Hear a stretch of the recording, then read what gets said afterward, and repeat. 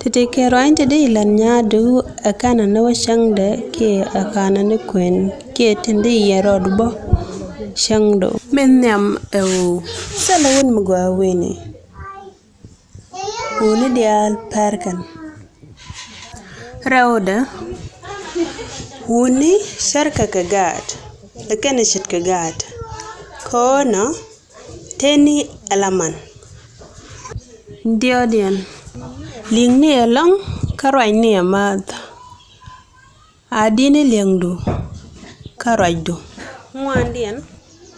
shukong yen wut didian shuro du per ke wut bakelien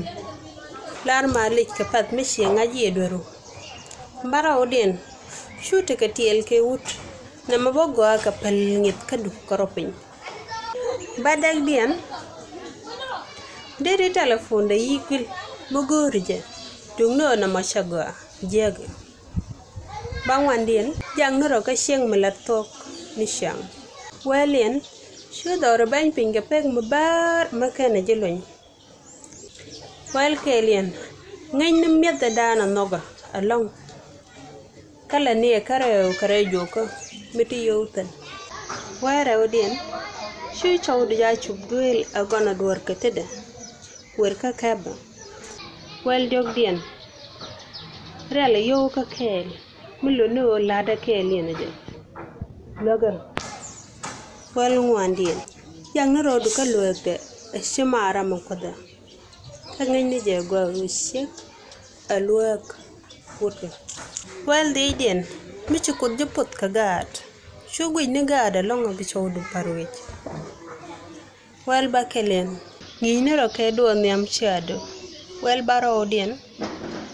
mishi shawdu lunjoglet amne jaleri male melodorolo de jobumbo wel badak dien chu chawdu jaka jien changa kana mit na meloda ne mit ke mit wel bangwandien mishi shawdu gag palrach jero odien yang ni wa tosh ka dun ka kwen jere wi de kel shubi ni eladu wi danga ke wi lang rep ka dun ko ta wu ni lo kana lo jere wi de raw jang no ro ka sheng mu pin jang ni no ko jojo wandu ni shang ka shawdu ke ka ji shangdu ti de ne shang o de me de shega lat she jin yima shang watke agwa ga shang de shang no watko sei mal wan ke ne shang pala ke shomat ko kang ke tap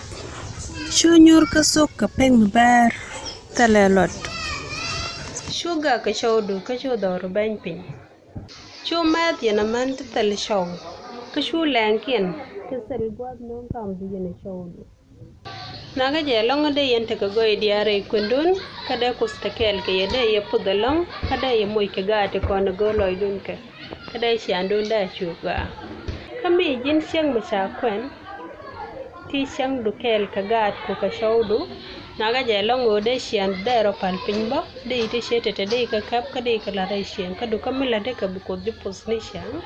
amal de kel ke ye